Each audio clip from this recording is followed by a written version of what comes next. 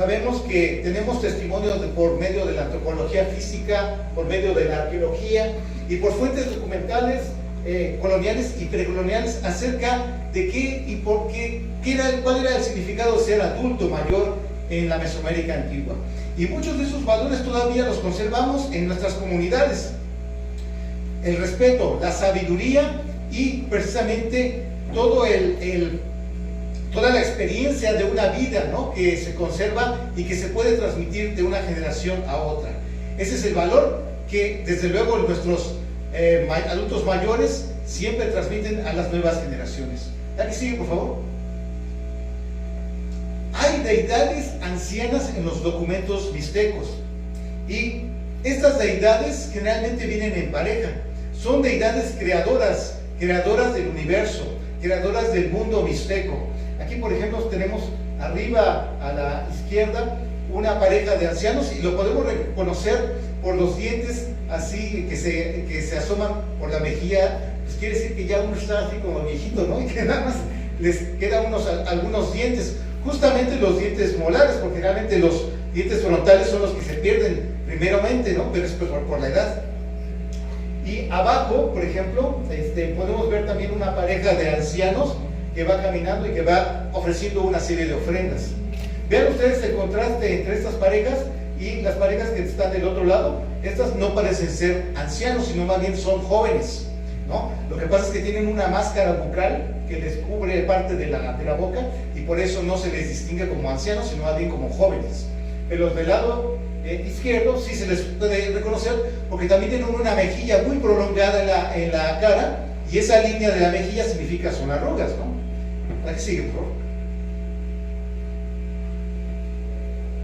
¿La que sigue?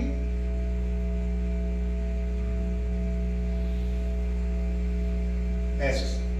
Entonces, aquí en la Mixteca Baja y particularmente del Cerro de las Minas han salido varias vasijas que están representando a deidades viejas.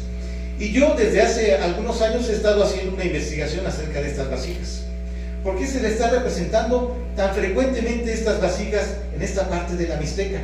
Pues no cabe duda que era un dios muy importante, el dios del fuego, justamente que era motivo de veneración en Cerro de las Minas y otros lugares de la Mixteca Baja. Del lado derecho tenemos una efigie cerámica que está exhibida justamente en una de las vitrinas que están afuera, pero esta pieza viene de San Miguel Tlacotepec, acá al sur de Guajuapan. ¿La que sigue, por favor? Y en mi investigación me di cuenta de que hay dioses viejos, pero también hay mujeres, es decir, ancianas en efigies de cerámica. La figura del lado izquierdo es una efigie que documenté hace años en el pueblo de San Francisco Guapanapan, que es el pueblo que se encuentra en camino hacia Chazumba. Y ahí hace años una persona me enseñó una figura cerámica, más o menos de este tamaño, bastante grande. Y yo en ese momento, cuando la documenté, pensé que era un hombre. Pero ya viendo la iconografía que muestra la cara, por ejemplo, la cinta que lleva arriba y parte del collar que lleva abajo, me di cuenta que es la representación en realidad de una mujer. Y eso lo podemos ver porque las figurillas femeninas de Cerro de las Minas también aparecen las mujeres con esta cinta. Entonces, ahorita ya podemos identificar que existían hombres y mujeres representando la ancianidad en las efigies cerámicas. Y justamente es en los códices del posclásico donde también se le representa como una pareja divina, una pareja creadora. ¿La que sigue? Estas vasijas han sido documentados plenamente en Cerro de las Minas. La figura de la izquierda es una figura que el doctor Marcus Winter rescató de la tumba 5 de Cerro de las Minas. La figura de en medio es una figura efigie que rescató o que documentó John Paddock en los años 60, y la figura que está al extremo derecho es una urna que se encontró en la tumba 3 de Cerro de las Minas. Pero todas estas entonces fueron producidas aquí, en esta región precisamente. Y vean ustedes cómo es la representación de un personaje que se encuentra sentado. A veces está sentado sobre una plataforma, ¿no? Es una plataforma cuadrada, como una especie de caja, y a veces lleva una especie de grecas, que precisamente es un componente arquitectónico, una parte de una pequeña formación arquitectónica donde la deidad se podía sentar. ¿La que sigue? Y sabemos, gracias a las excavaciones del doctor Marcus Winter y a las excavaciones de salvamento en diferentes momentos en Cerro de las Minas, que estas vasijas efigies se han encontrado en el interior de las tumbas y forman parte de la ofrenda central de la entrada a las tumbas. Justamente la efigie que se encuentra a la derecha se encontró en la antecámara, justamente entre la cámara principal y la cámara que le antecede, y ven al fondo el patio de la tumba 5 de Cerro de las Minas. Y arriba pueden ver del lado derecho la tumba y el lugar donde se colocó la urna, y si se fijan está en una posición central, es decir, también forma un eje importante en la posición de las ofrendas. Aquí sigue. Esto es muy importante porque vean ustedes cómo la documentación arqueológica que hacen los arqueólogos ayuda a comprender el significado y de por qué está esta figura en medio, ¿no? Y este es un hallazgo fabuloso que hace unos años y que gracias al personal del Museo de Huajuapan pudimos rescatar, a reserva de que tanto Gerardo como Austerlitz nos platiquen luego cómo fue este hallazgo. Fue muy interesante, pero esto fue gracias también porque ya existía aquí el Museo de Huajuapan. Si no hubiera existido el Museo de Huajuapan, quizás estas piezas se hubieran, pues digamos, perdido, o quién sabe dónde estarían ahora. Pero es gracias a este museo que se pudieron rescatar y están ahora formando parte del acervo precisamente del Moreno. Y, lo que quería mostrarles es cómo, vean cómo parte de la ofrenda cerámica de este hallazgo la conformaba precisamente una urna muy importante que también se encuentra aquí en los acervos del Museo de Huajuapan.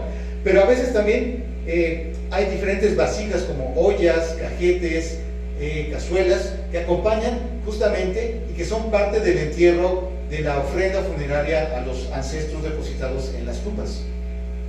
¿Siguen? Eso.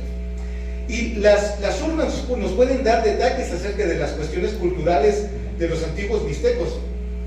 La gente que vivió aquí antes tenía una práctica cultural muy interesante, que es precisamente la perforación de los dientes, ¿no? En forma así, le hacían una incisión al diente y tenían esta formación como se ve en los dibujos de la derecha.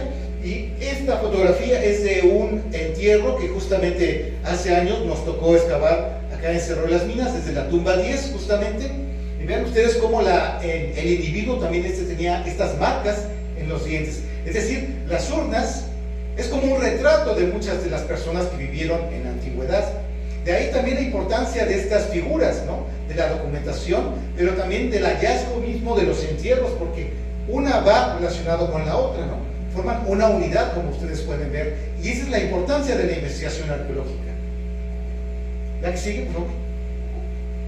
En los recorridos que he hecho a través de varios años acá en la región, pues he caminado por muchos sitios arqueológicos en diversos municipios, desde Santiago Chazumba hasta Santiago Justahuaca. Mi patrón de caminata es Santiago, por supuesto, ¿no? Imagínense.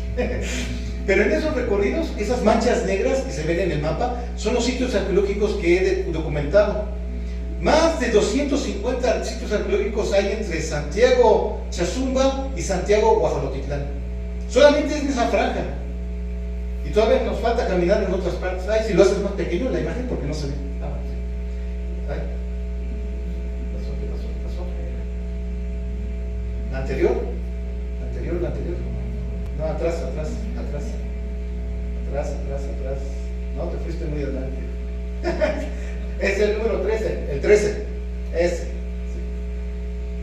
Bueno, y sabemos que en estos sitios arqueológicos también se producían vasijas efigie. ¿Por qué? Porque hemos encontrado fragmentos de precisamente las figuras, y en varios de estos sitios arqueológicos también se producían. Lo más interesante es que en muchos, por ejemplo, en esta del medio, encontramos moldes, es decir, que se producían en varios de los lugares. O sea que Cerro de las Minas era un lugar de producción de las urnas, pero no era el único, sino había varios lugares. ¿Qué quiere decir esto? Que la cultura mixteca del periodo clásico tenía esta gran gama de diversidad de urnas. Y ahorita vamos a ver algunas de las características de color en las figuras. Aquí sigue. Primero que nada, las urnas están hechas de un barro muy particular. Es un barro de color anaranjado y tiene pequeñas partículas plateadas. Estas pequeñas partículas que se ven aquí, estas de aquí, son justamente rocas metamórficas. Y estas rocas metamórficas son las que se encuentran en el sustrato geológico de la región. Estas rocas las podemos encontrar en muchos cerros, entre Chazumba, Ixtlahuaca y aquí sigue, por favor. Si uno va caminando, por ejemplo, entre las barrancas en Chazumba y Santiago Joluxtla, uno puede ver ahí las enormes peñascos de piedra metamórfica. Justamente esta piedra era mezclada, formaba parte del barro con el cual se hacían estas urnas. Y el color anaranjado es muy característico de las vasijas. Otra cosa bien interesante es que no solamente estaban hechas con este barro, sino también estaban pintadas. Muchos de ustedes han escuchado acerca de las vasijas polícromas mixtecas del periodo posclásico, ¿no? Que son muy bonitas, están pintadas con el color y con figuras del estilo posclásico, como si fueran códices, ¿no? Pero tiempo atrás ya estaban siendo pintadas muchos artefactos cerámicos. Y aquí lo podemos ver, por ejemplo, en esa urna de allá, podemos ver un color verde azulado, que es muy característico de las vasijas de esta región de la Mixteca. Y también hay colores anaranjados, amarillos, rojos e inclusive verdes. Blancos, perdón. Aquí sigue. Entonces vean ustedes que estas efigies son muy características de esta región.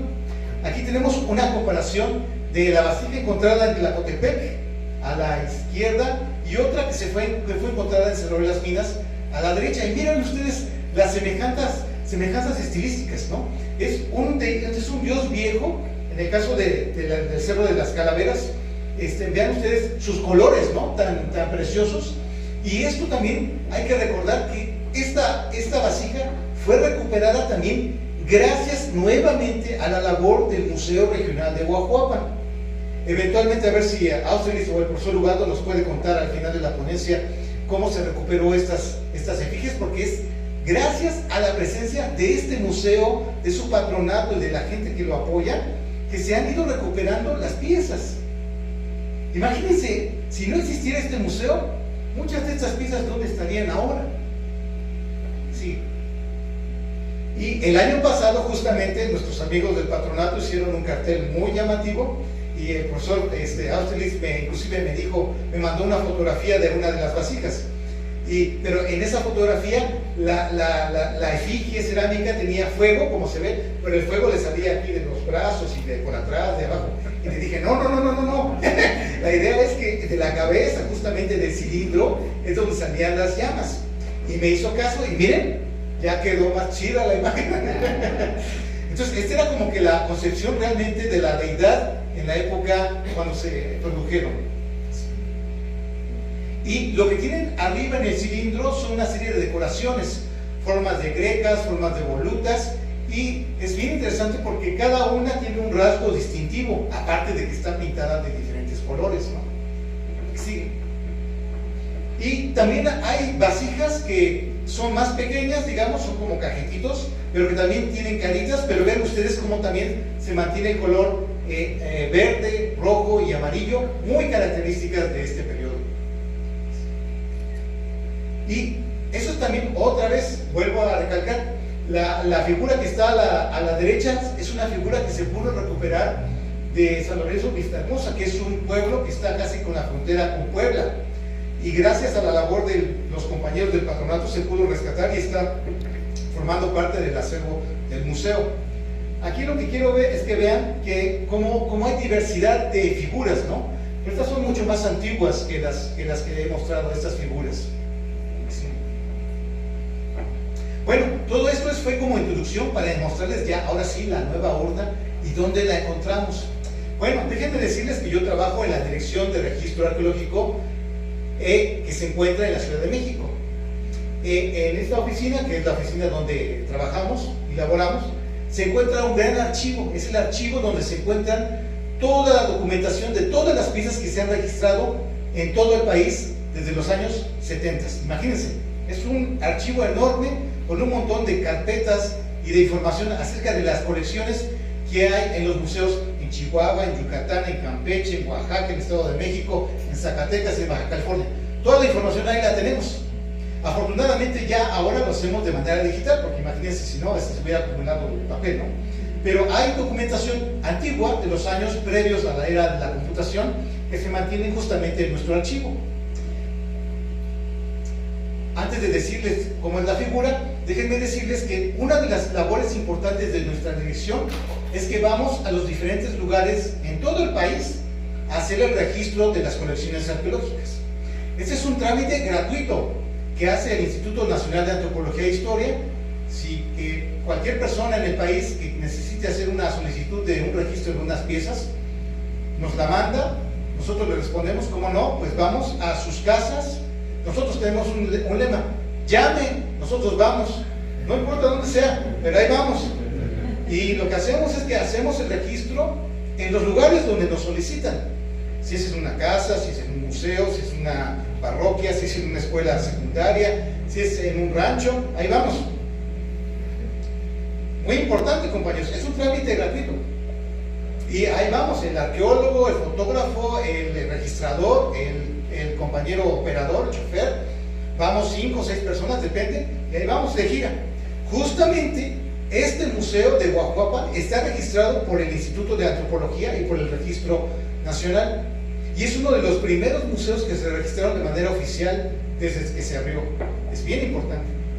Por ejemplo, esta es una colección en Xpantepec Nieves, miren qué bonito, porque lo que hacemos es que fotografiamos pieza por pieza, y a cada pieza le damos un número de registro, que es su número oficial, y luego hacemos composiciones fotográficas bien chidas. Miren nomás qué bonito, ¿no? Y vean ustedes el color anaranjado de la cerámica, ¿no? Qué bonito se ve, ¿no? Así. Y cuando hacemos el registro, trabajamos en los lugares donde están las piezas. No nos la llevamos, porque ahí luego allá ven ustedes ahí que no, que se la llevan, que no la vuelven a ver. Bueno, en nuestro caso, vamos, trabajamos ahí en la localidad, trabajamos todo el tiempo. Aquí, por ejemplo, en el Museo de Guajuapan, trabajamos aquí pusimos las mesas así como están aquí ordenamos el material, lo registramos y se volvió a guardar. Este es, por ejemplo, en el Museo de... ¿dónde es Es que hay tantos museos donde he ido. Tecomaxtlahuaca, perdón, San Sebastián Tecomaxtlahuaca. Ahí está mi compañero el registrador. Si se fijan, todas las piezas tienen una pequeña etiqueta en el fondo, atrás, abajo. Ahí se les marca, se llenan unos datos básicos y toda esa información nos la llevamos a México para hacer ya el registro oficial, que eventualmente regresamos a las comunidades para que darles su constancia de que el museo, la agrupación o quien sea, el individuo, tiene la custodia de las piezas. Se hace responsable de esas piezas, porque en realidad la ley es muy clara. Las piezas son propiedad de la nación, pero las tiene de custodia, bajo ciertas características y cuestiones reglamentarias del instituto. ¿La que sigue? Bueno, esto era importante decirlo, porque justamente este tipo de trámite se ha hecho desde los años 70. Para las nuevas generaciones, acá los chamacos que no saben qué es un contacto fotográfico, déjenme decirles que en el siglo pasado las cámaras fotográficas usaban rollos, ¿no? Sí, cosas que se metían ahí. ya no, eso ya no se usa. Pero en el siglo pasado se usaba el rollo, se metía en la cámara, se enrollaba y se tomaba la fotografía. Entonces se mandaba a revelar. Entonces el contacto es de este tamaño. Muchos de ustedes lo van a recordar, los de mi edad y más. Bueno, el contacto es así, pero la pieza donde está dentro del contacto es del tamaño de una uña. Entonces es chiquitita la imagen, ¿no? Ahí está. Entonces lo tuve que escanear y ampliar. Sí. Ahí está la fotografía ampliada, y gracias a los programas de Photoshop y todo eso y al ojo clínico del arqueólogo pusimos desarrollar un dibujo. Y viene el dibujo. Eso es todo, muy bien. Esta es esa es. Pues es una figura que viene de la Mixteca Baja, no hay duda que viene de por acá. Ahorita vamos a analizar cada una de sus partes, y es importante ustedes que vean lo que dice. Fíjense la importancia de la cédula de registro, porque en la cédula de registro nos dice los tamaños de las piezas, y ahí tenemos el tamaño: 34.9, casi 35 centímetros de alto. Es una urna muy grande, es una cosa de las más grandes que se han documentado. Ni siquiera las que tenemos aquí tienen esa altura. Esta es muy grande. Y lo largo, y bueno, vamos a ver, viendo parte por parte, ¿no? Pero vean ustedes, ¿no? Esta es una labor que hicieron mis colegas en los años 80, porque esa cédula fue hecha en 1982, 83 más o menos. Y gracias a eso se conserva en el archivo y nosotros podemos retomarlo para investigación y para transmitirles aquí mismo la importancia de esta pieza. Sigue. Es un Dios viejo, miren la cantidad de arrugas que tiene, es viejito aquí en las mejillas, en la frente, ¿no? Pero lo interesante es todo lo que tiene arriba. Tiene una iconografía, es decir, toda la simbología que lleva es bien interesante. Empecemos arriba. Arriba tiene unas cuentas con franjas que vamos a ver ahorita y que parecen significar cuentas de lluvia, cuestiones alusivas al agua. En medio justamente está la efigie de Sawi, que es lluvia, la deidad principal de los mixtecos. Y abajo de todo ese tocado está la cara del Señor, pero la cara del Señor está dentro de un yelmo. Es un yelmo de serpiente. El Señor grande está dentro de un yelmo de serpiente y arriba tiene ese tocado del Dios de la lluvia. ¿Sí? Vamos a ver, Sawi lo hemos documentado en varias efigies. Esa, por ejemplo, la urna del medio, es una pieza que se encuentra aquí en el Museo de Huajuapan. Y vean ustedes el parecido. Y esas piezas, por ejemplo, de allá arriba a la derecha, pues es también el Dios de la lluvia. Y el círculo que se encuentra abajo es de una piedra grabada que se encontró en el sitio arqueológico de Cerro de la Codorniz. Cerro de la Codorniz es un sitio arqueológico que se encuentra acá en Santiago Chilistlahuaca. Y efectivamente, como dijo la compañera regidora, hay una cantidad de sitios arqueológicos aquí alrededor de Huajuapan que cuando uno lo pone en el mapa es más fácil decir dónde no hay vestigios, ¿no? Porque está lleno de vestigios la área de Huajuapan. Entonces, aquí estamos seguros que es la deidad de la lluvia, Sawi. ¿Aquí sigue? Y las cuentas con franjas que tiene arriba es bien interesante, porque lo hemos documentado en varias vasijas. Por ejemplo, en aquellas, por ejemplo, son cuentas que han sido documentadas en piedras grabadas, y las que están abajo también, ¿no? Vean ustedes la de abajo a la derecha, prácticamente es como gotas de lluvia que caen, ¿no? Así. Justamente una de las particularidades de esta vasija es que justamente arriba de su nariz, en su frente, ahí justamente tiene un círculo, y de ese círculo está emanando una especie de una tira, y eso justamente lo estamos encontrando en esta figura. Miren, es la misma idea, nomás que más grande, ¿no? Es una figura que tiene un círculo ahí, y de ahí están saliendo, miren, la lluvia. ¿Qué está significando esto? Pues que este personaje puede decir lluvia, lluvia, lluvia, está pensando. Es paradójico que un Dios viejo que tiene características de fuego esté pidiendo lluvia. Pues no es tan raro, porque en Mesoamérica, en la religión mesoamericana, fuego y agua son elementos que aparentemente son diferentes, pero que se complementan. Y esto tiene que ver también mucho con la cuestión agrícola. Temporada de lluvia, temporada de secas. Temporada de lluvia, temporada de secas. Y vean ustedes ahí las cuentas, y lo que tienen son volutas, efectivamente hacen alusión a las nubes, ¿no? Las nubes que están cargadas de lluvia y que permiten llueve. ¿Sí? Otra cosa bien interesante es el yelmo de la serpiente. Vean ustedes cómo tiene la cara, está adentro, y esta es una efigie que se encuentra en el Museo de Chichihualtepec, ahí cerca de Chazumba, que documentamos también hace varios años. Y vean ustedes la figura de la serpiente, ¿no? Cómo la serpiente tiene aquí sus fauces abiertas, y en el caso de la urna que encontramos en el archivo, pues también la tenemos, pero está saliendo literalmente el Señor de su boca, ¿no? Es parte de su yelmo. Y otra cosa interesante es que abajo, justamente en su base, tiene un jeroglífico, un glifo calendárico, y está rota esa sección, pero yo no quise dibujarla por completo, pero aparentemente está representando el glifo 10 serpiente, que sería entonces el nombre de la deidad representada en esta vasija.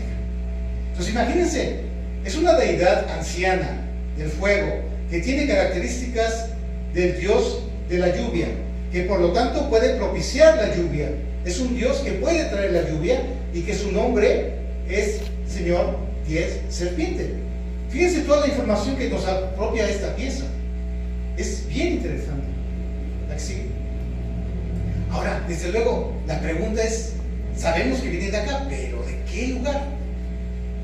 Como dijo la compañera regional, ¿de cuál de todos los lugares que haya en Guajuapan, en la Mixteca Baja? ¿De dónde viene? Pues ahí está, uno como investigador, ahí saca su lupa, y precisamente gracias a la documentación del archivo de registro, he estado investigando las fechas, quién solicitó el registro, quiénes fueron a hacer el registro, y por las fechas, no estoy por completamente seguro, pero como investigador, como detective, digamos que tengo la sospecha de que hay un sitio de donde pudo haber sido traída esa pieza. Aquí vean ustedes el dibujo del registro, digo, la fotografía del registro. Esta figura del medio es bien interesante, que es de Santiago Chilisclahuaca, de Cerro de la Codorniz. Está actualmente en el Museo Regional de Santo Domingo, en la ciudad de Oaxaca. Y la otra urna es justamente la urna que el patronato se pudo recuperar y que viene del Cerro de las Minas. Vean ustedes la semejanza, ¿no? Desde luego la figura del registro, por el tamaño, por las medidas, es mucho más grande que estas otras, ¿no? Así. Pues yo sospecho que puede venir del sitio arqueológico del Cerro de la Codorniz, que está justamente en Chilisclahuaca. Y ahí les va la historia. En los años 70, la Comisión del Río Balsas abrió un camino de terracería para conducir a los pueblos que están adentro en la montaña. Y durante la apertura de esos caminos, los ingenieros pasaron justamente en medio del sitio arqueológico. Ahorita vamos a ver. Y reportaron en los años 70 el hallazgo de varias piezas. Afortunadamente el doctor Marcus Winter en aquella época fue, pero cuando fue y llegó ya había sido, digamos, impactado gran parte del sitio, justamente a la mitad. Cuando él llegó junto con su equipo de arqueología, pudo rescatar otra tumba y otras urnas, ¿no? Pero yo sospecho que esta urna que les acabo de pasar vino precisamente de algún hallazgo justamente cuando estaban abriendo el camino. Y eso lo intuyo por los nombres de las personas que trabajaron en esa época en el camino. Aquí les muestro un mapa, bueno, el anterior. Ustedes pueden ver que hay un camino ya, bueno, está el camino artesanal, ¿no? Que conecta muy bien con las comunidades allá. Y ahí está el compañero Austerlitz, por ahí nos está acompañando. Y ahí estoy señalando un lugar donde hay un montículo, es decir, un templo prehispánico. Del lado izquierdo está el Cerro de la Codorniz y del lado derecho sigue la zona arqueológica. Es decir, que el camino justamente pasó en medio de la zona arqueológica. Y conforme íbamos caminando nos dimos cuenta de que en los perfiles del cerro se podían ver todavía vestigios. Eso quiere decir que en los años 70 se abrió ese camino, ahora se pavimentó desde luego, pero desde esos años se encontraron muchas piezas arqueológicas. Así. Este es un mapa topográfico, digamos, donde se ve el camino y la línea roja más o menos indica la extensión del mismo. Este es un mapa hecho en Google Earth. Ven ustedes el camino, la franja blanca, pero aquí estoy señalando las terrazas y los rectángulos son los montículos del sitio arqueológico. Y justamente, si se fijan, el camino pasó en medio literalmente del sitio, lo cual indica que hubo un daño importante.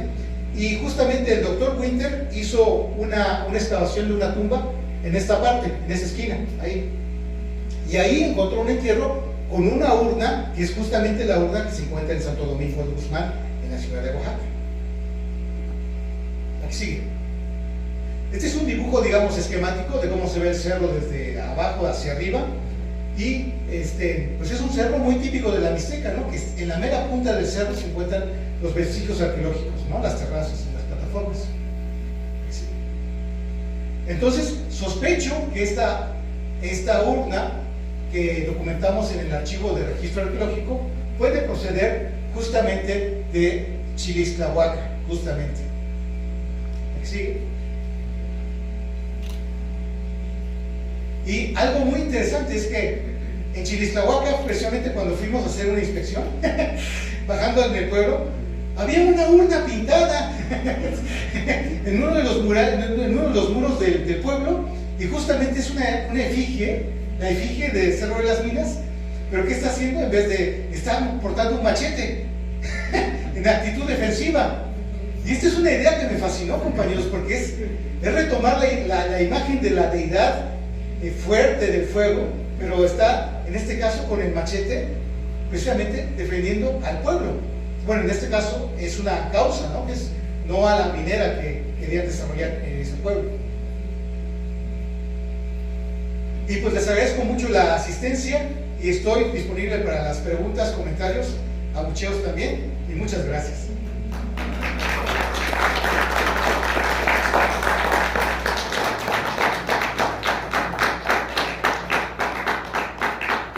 ¿Preguntas?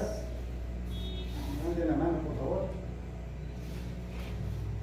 Pues, perdón, doctor, la piedra que salió primero no es la piedra tallesta.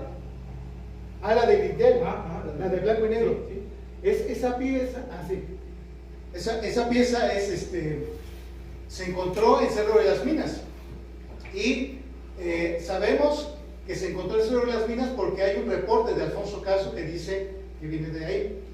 Estuvo muchos años aquí enfrente del municipio, y en los años 60, antes de 1964, se trasladó de aquí al Museo Nacional de Antropología.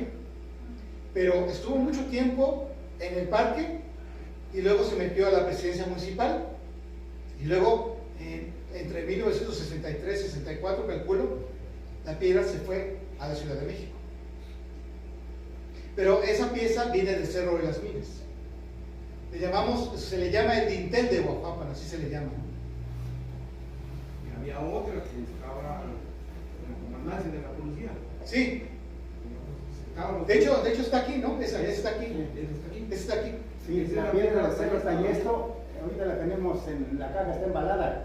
Sí. Porque esa pieza participó en la exposición de Palacio Nacional, sí, en 2018. Y está embalada, así la regresaron. No la hemos. ¿Que la denominan piedra tallesta? Sí, Sí, la piedra de Cerro Tallesto. sí, exacto. En el 1980, con el temblor, apareció ahí en los escombros. Sí, eso es lo que dicen, efectivamente. A ver, Había allá 1, 2 y 3. A ver, del fondo, 4. A ver, primero usted. Sí, Iván, pues muchas gracias siempre por tan ilustres imágenes. Dos preguntitas, tal vez no lo escuché. ¿Cuál era la descripción de la ficha, la procedencia? Sí. Y la ubicación, ¿no? Porque bueno, vimos la imagen, pero Sí. no vimos la orden. Sí, muy bien, gracias por la pregunta.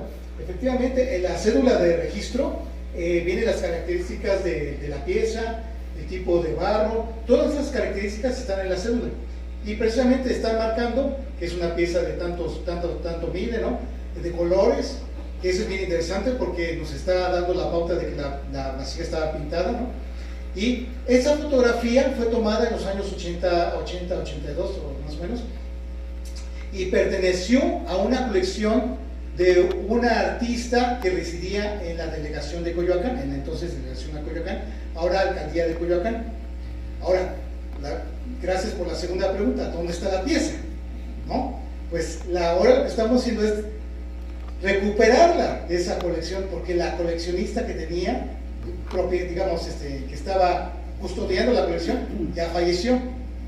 Entonces, la idea es, bueno, véngase para acá, para Lina, pero luego para Lina, espero que alguien aquí diga, bueno, Lina, acá, la queremos tener acá.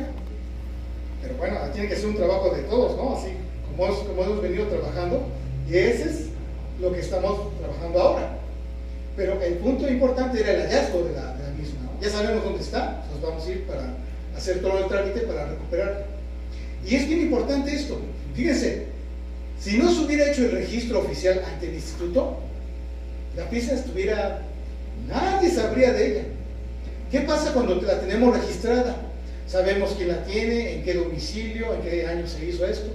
Y en tal caso, en muchas ocasiones, por ejemplo, cuando fallecen los titulares de estas colecciones, la familia dice, miren, ¿saben qué? Yo ya no queremos nada con estas piezas, no queremos nada con Elina, así literalmente. Entonces, se reincorpora. Entonces, en el instituto, en México, se han ido, recuperando estas piezas que previamente habían sido registradas. Vuelvo al punto, qué importante es la labor de registro, porque tenemos la documentación de las piezas y eventualmente, compañeros, todos estamos de paso en este mundo, ustedes lo han visto, pero las cosas materiales ahí quedan. Gracias, compañero. Sí, buenas noches, muy interesante la ponencia el día de hoy y tengo dos preguntas, maestro. Usted mencionó Chilisnahuaca. Yo conozco ahí esa parte de Chilisnahuaca. Recientemente ahorita hicieron trabajos de arreglo de la carpeta asfáltica. Sí. No sé si, ¿qué proyecto se tiene ahorita para esa región de Chilisnahuaca, entre lo que es Chilis y lo que es todos los alrededores ahí? No sé, ¿hay algún proyecto en marcha para ahí poder hacer también algún rescate? Porque me imagino que en algún momento, al hacer los trabajos de arreglo de la carpeta asfáltica, debieron haber tenido ahí, más bien previamente, no sé si parte de SCT o parte de Lina habrá informado acerca de que también es una zona arqueológica ahí. No sé si también haya algún proyecto ahí para poder hacer, poder recabar exploraciones ahí para piezas arqueológicas. Y mi segunda pregunta sería, ¿qué piensa usted, cuál es su opinión ahorita de lo que la semana pasada fue lo del descubrimiento en Jaltepetongo? Ahorita no sé si qué proyecto también se tenga ahí con la conservación y el inventario ahí de las piezas encontradas ahí en Jaltepetongo, porque recientemente se descubrió ahí una tumba intacta y se hizo una exploración y se encontraron varias piezas, ornamentos intactos. O sea, no ha tenido ni siquiera la mano del hombre, ha podido, como que se le ha evitado la parte esa de los saqueos, más que nada. Serían mis preguntas, doctor. No, muchas gracias por las preguntas, muy importantes, muy interesantes.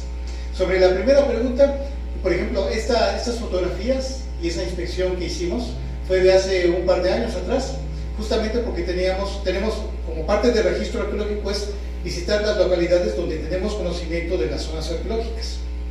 Entonces, regularmente lo que hacemos es regresamos a esos lugares para documentarlas, hacer una nueva inspección, porque tenemos un atlas, el Atlas Nacional de Sitios Arqueológicos.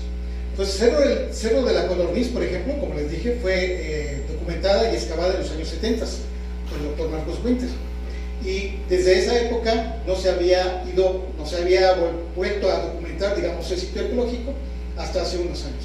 Entonces, esa vez fuimos para allá y detectamos otros sitios más que todavía no visitamos, pero que tenemos en la lista para volver, para documentarlas de nueva cuenta, ¿no? Y es muy importante esta labor porque algunos sitios fueron documentados en los años 70, 80, pero ahora con el conocimiento que tenemos de la arqueología de la Mixteca los vemos con nuevos ojos y podemos ir con las autoridades locales para que nos acompañen y también mostrarles la importancia que tienen en cada municipio, en cada agencia, en fin. Y sobre el camino, esa es una labor de SCT y va sobre el trazo de la misma carretera, ¿no? Y en este caso, por ejemplo, como pudo ver, se hizo el trabajo, ¿no?, con los caminos artesanales en la administración pasada, ¿no?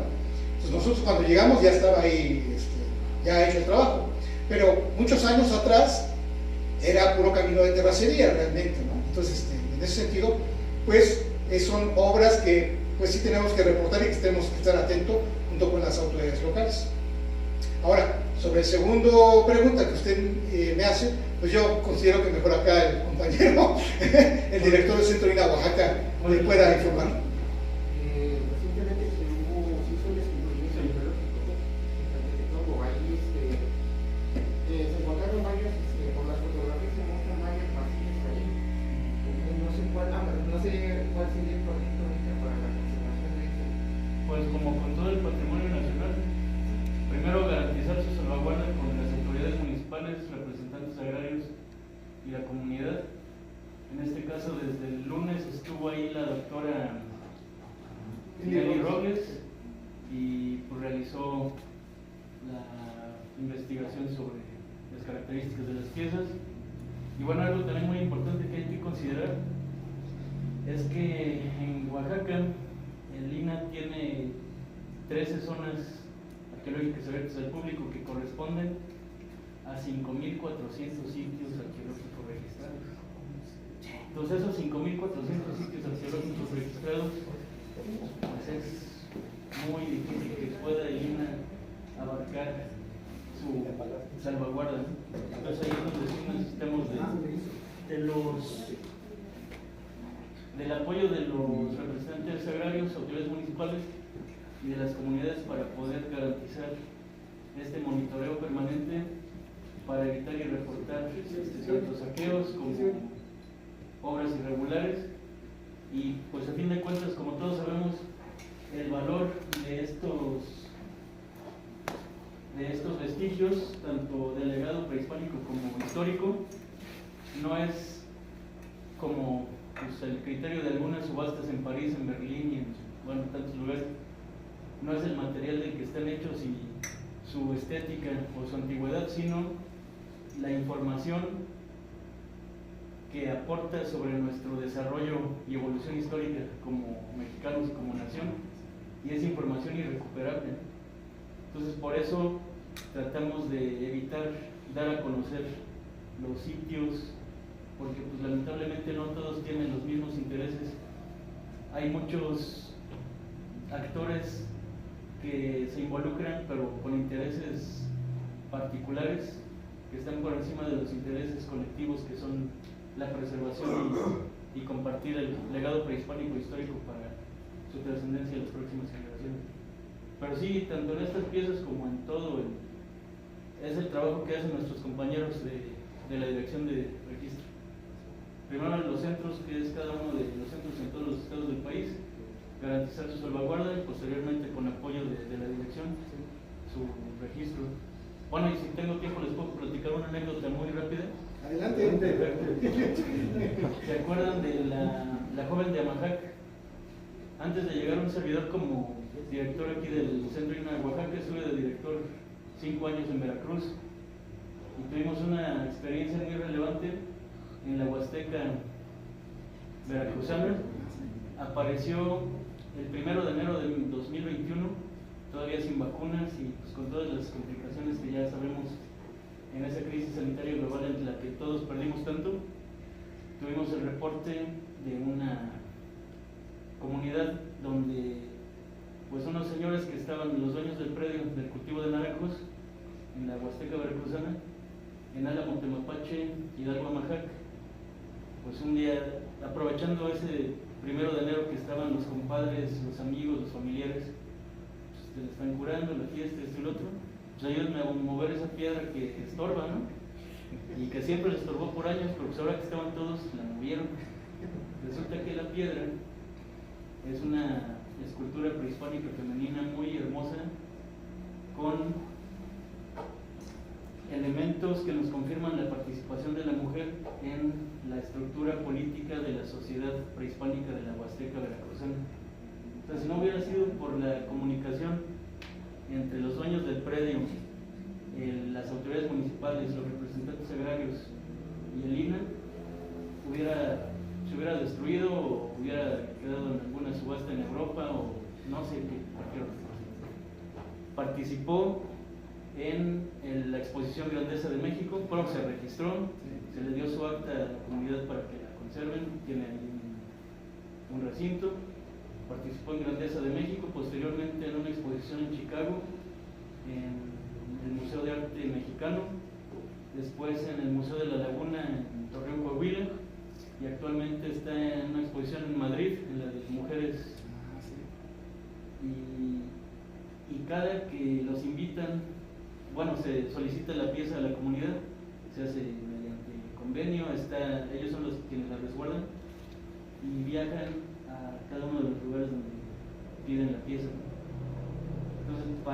Y otra situación ahí, los niños estuvieron siempre en todos los trabajos. Entonces imagínense lo valioso que los niños desde pequeños vieran la relevancia de ese resguardo de los trabajos arqueológicos en torno a la pieza y el contexto. Y los mismos niños hicieron un cuadernito con texto y con gráficos donde narran su experiencia respecto a estos hallazgos y están presentando el librito por varios lugares del país. Entonces estas experiencias son las que nos ayudan a poder realmente, bueno, y la polémica que está actualmente también nos ayuda. Si le vemos desde el lado positivo, está poniendo el foco ya no en el influencer, en el INA y en el hallazgo, sino en el diálogo, en la socialización sobre la patrimonialización para encontrar juntos las mejores formas de corresponsabilidad y de trascendencia del patrimonio. Entonces como que se abrió con esta polémica el diálogo con todos los involucrados, y pues de ahí desde los comentarios y reacciones más absurdas a las más elocuentes y las más útiles, hay de todo como sociedad. Pero qué bueno que se toquen esos temas y que podamos hablar de la corresponsabilidad en la patrimonialización. No, gracias a ustedes.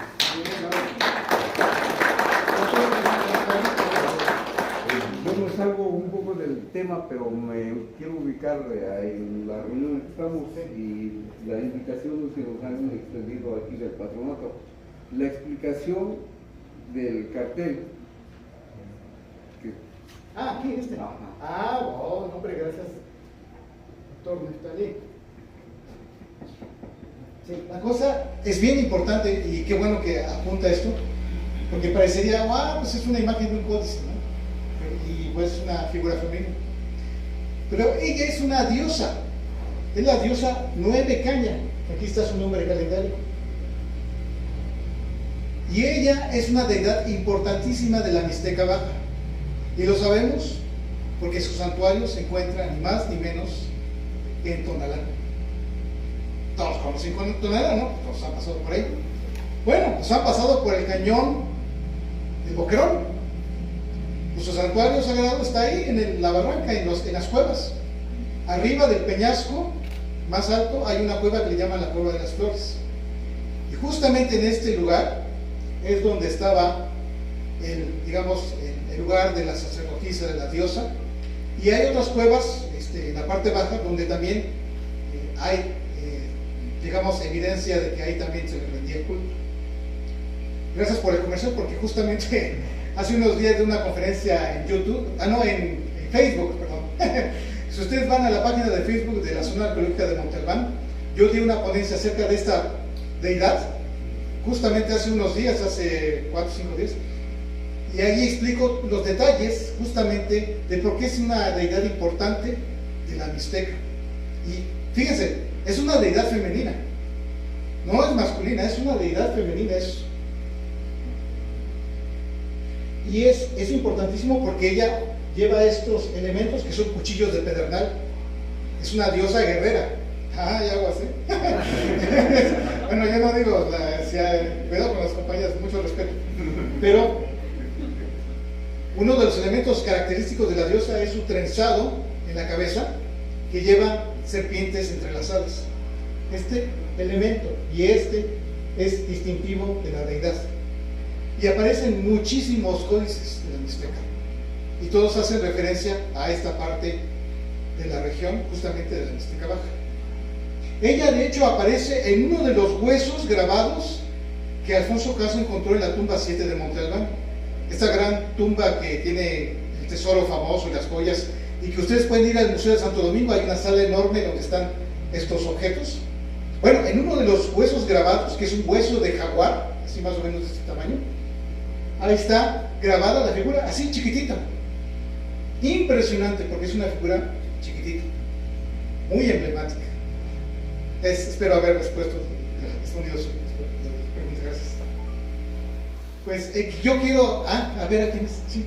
Sí, muchas gracias, doctor, por compartirnos información. La verdad que bueno saber acerca de esta urna que estaba de alguna forma desconocida. ¿Nos puede compartir un poquito de cómo fue el momento en el que usted archivo fue que yo no sé cómo se hace la clasificación o cómo es que llega usted al momento en el que ve la urna. Al inicio me estaba preguntando que no sabía de dónde provenía y hablaba de que estaba la cédula de registro. Y entonces yo decía, ahí a lo mejor pusieron el origen o de dónde provenía, pero me imagino que no viene, ¿no? Porque después dice que no se sabe muy bien de dónde se encontró. Pero entonces sí nos puede compartir un poco de esta foto de cuando llega, usted encuentra esta urna. Y la otra pregunta es que en mi comunidad ha pasado esto, que justo cuando están instalando una torre, en este caso de la CFE, descubrieron, hubo un hallazgo. Yo me acerqué porque pues es relevante querer saber qué es lo que el registro de estas piezas, pero no hubo respuesta. Me dijeron que iba a tardar mucho tiempo en que yo me iba a enterar de esa información, y al final ya no supe qué fue lo que se encontró. Sí hubo un registro, por lo que entiendo estuvo un tiempo la arqueóloga ahí, pero se desconoce, no, al menos hacia la población nunca se supo qué se encontró. Entonces no sé si ahí también nos pudiera orientar un poquito de cómo es que nosotros los ciudadanos nos podemos enterar de lo que se ha encontrado en nuestras poblaciones en el momento en el que hay una construcción, en este caso carretera o cualquier otro, pues, digamos, evento, para no quedarnos también como sin saber, ¿no? De estos aviones. Bueno, sobre la primera pregunta, pues sí, les comparto, la experiencia fue muy, pues el archivo de la oficina es un archivo grande, entonces uno pensaría, bueno, pues hay un montón de carpetas, ¿no? Y yo estaba investigando una pieza que no era esta, sino estaba buscando, ¿no? Entonces la encontré en el sistema que tenemos digital, pero dije, no, pues voy a bajar el archivo para verla en el contacto. Entonces bajé y empecé a revisar la carpeta, ¿no? Hoja por hoja, así como si fuera un directorio telefónico, ¿no? Ah, sí, gracias por ponerlo. Entonces así, ¿no? Que vas pasando, ¿no?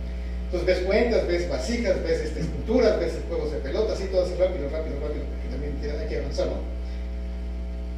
Y en una de esas, algo así,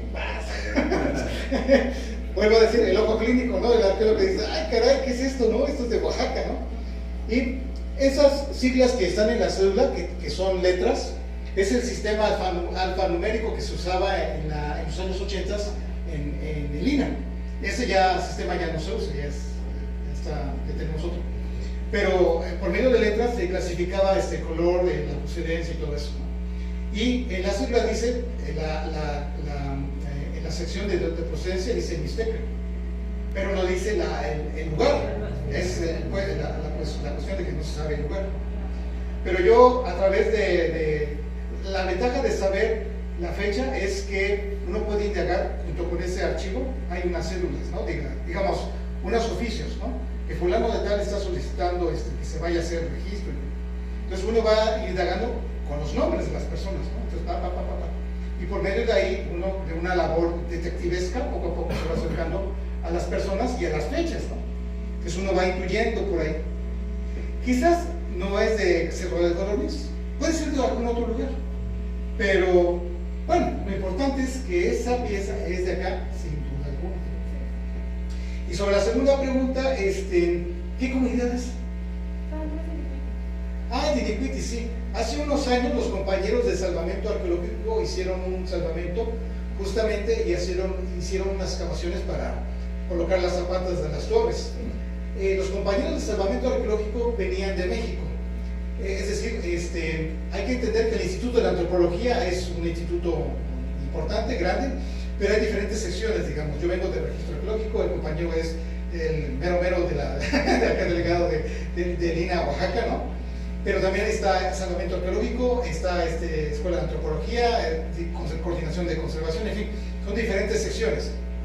Entonces, en este caso lo que hay que hacer es preguntar a la dirección de salvamento arqueológico qué pasó con esas piezas. Y ustedes pueden indagarlo por medio del mail oficial que se encuentra en internet y decir, oigan, nosotros somos de Inicuiti, queremos saber cuál fue el paradero de esas piezas. Muchas gracias. Sí. Igual, perdón, Sí, adelante. soy su mero servidor. Eso. Porque por eso estamos. Eso es todo. Un aplauso para el compañero. Para que a través de nuestros contactos podamos sumar esfuerzos en acciones conjuntas mediante la información y poder juntos preservar el patrimonio. Y por eso el registro pues, es fundamental, ¿no? Salvamento y registro. No, colaboramos frecuentemente, Sí. siempre viene a registro, tenemos comunicación permanente. Igual Bueno. estamos a las órdenes para cualquier duda sobre Allá, compañero. sitios. Gracias. Buenas tardes, Marcelo. Buenas noches, ya. Buenas tardes. Mi pregunta va enfocada a cómo es la relación de los mixtecos con el Estado, mencionando que, como bien lo comenta, hay más zonas arqueológicas que civilización actual, y en este mismo sentido los mixtecos aún no podemos ver realizado o materializado una política pública donde sea fácil ir por la carretera e identificar una zona arqueológica, que solamente lo puede hacer alguien que tiene un ojo arqueológico más entrenado, porque retomando el ejemplo de San Pedro Caltepetón, donde una comunidad no solicitó, sino prácticamente exigió la presencia de INA bajo la amenaza de un rescate arqueológico sin la metodología adecuada, donde altera todo el sistema de estudio que un arqueólogo busca. ¿Cómo se puede generar o no se puede generar precisamente esta visión que yo creo que el 75% de la población mexicana tiene de las zonas arqueológicas, que es verlo reconstruido, verlo excavado, y que también desde una perspectiva arquitectónica se habla de que si restauras pues dura más, ¿no? A tenerlo bajo tierra. Esa sería mi pregunta. No, es una pregunta bien interesante y bien compleja, compañero. Gracias por la pregunta. Pues, para esa pregunta mejor que la resuelva. Bueno, yo te puedo decir mi experiencia, ¿no? Evidentemente el instituto tiene una labor muy importante, es una labor que la ley, que las normas que tiene, le conceden, ¿no? Pero examinando, siendo realistas, tenemos un universo arqueológico, quiere decir 5,000 y pico sitios arqueológicos que hay en el estado, ¿no? 400 en Oaxaca registrados, Sí. hay más, ¿no? Pero Sí. otros registrados. Cada vez que vengo acá hago registro de un sitio nuevo, imagínate, va incrementando. Entonces, es una labor que realmente requeriría de un ejército de arqueólogos para documentar, salvaguardar y revisar cada uno de estos, ¿no? Pero desde luego, aquí la clave, y aquí el compañero tal vez puede ampliar el tema, es la labor que tenemos que tener con las comunidades, con los patronatos, con las autoridades locales, con las agencias de policía, con los compañeros de las escuelas primarias, secundarias, las universidades, ¿no? Y es esta labor que tenemos que ir realizando poco a poco, ¿no? Es una labor en realidad que no va a terminar, porque el universo arqueológico es tan enorme y tan vasto que pues es continuo.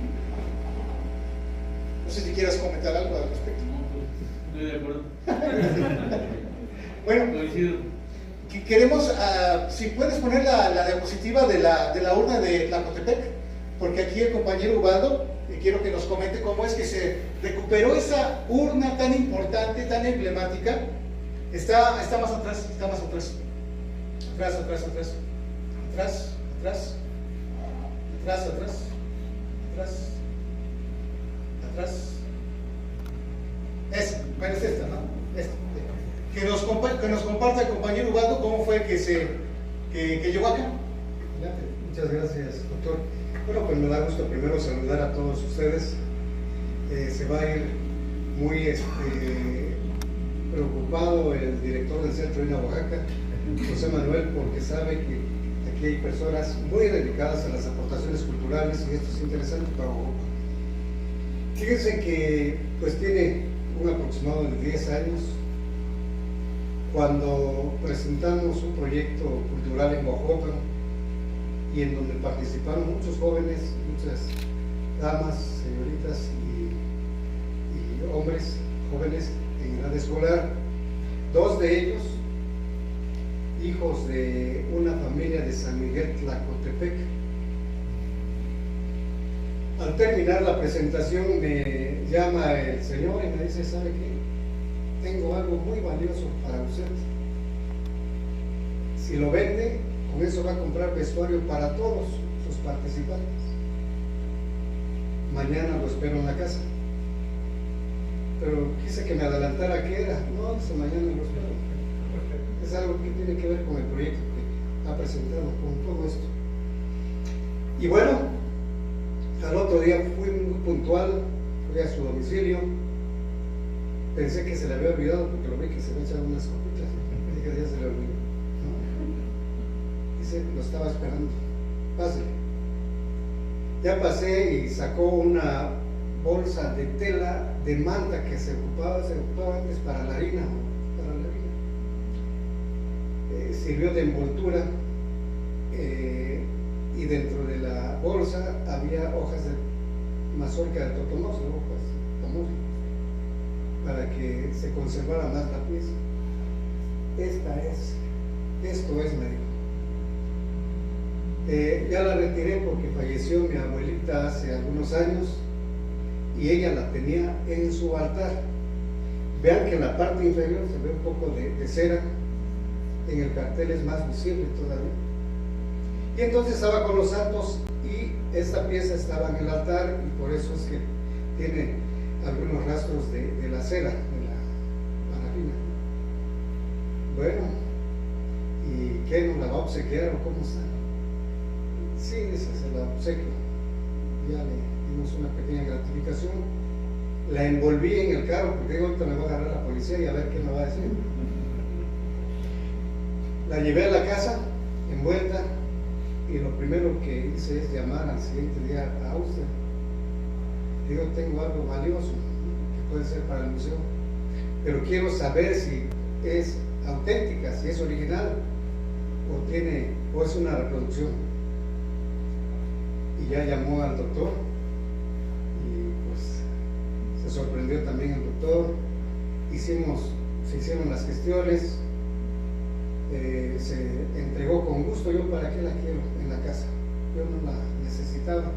Es muy útil en un museo, es muy útil para que el público vea lo que hicieron nuestros antepasados, forma parte de ese pasado glorioso de los pueblos originarios. Se hizo el trámite, se hace entrega al museo y fue una sorpresa. Se registró, se llevó incluso a una exposición del Palacio del Gobierno Federal, ahí estuvo y nos dio mucho gusto.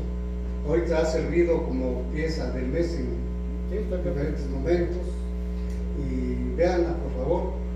Vuelvo a repetir, no tiene sentido tener ningún objeto valioso en arqueología, en historia, en etnografía en casa como elemento artístico. Es importante que el público, sobre todo los niños en edad escolar, disfruten de este conocimiento. Entonces eso sería todo. Un aplauso para los ingenieros.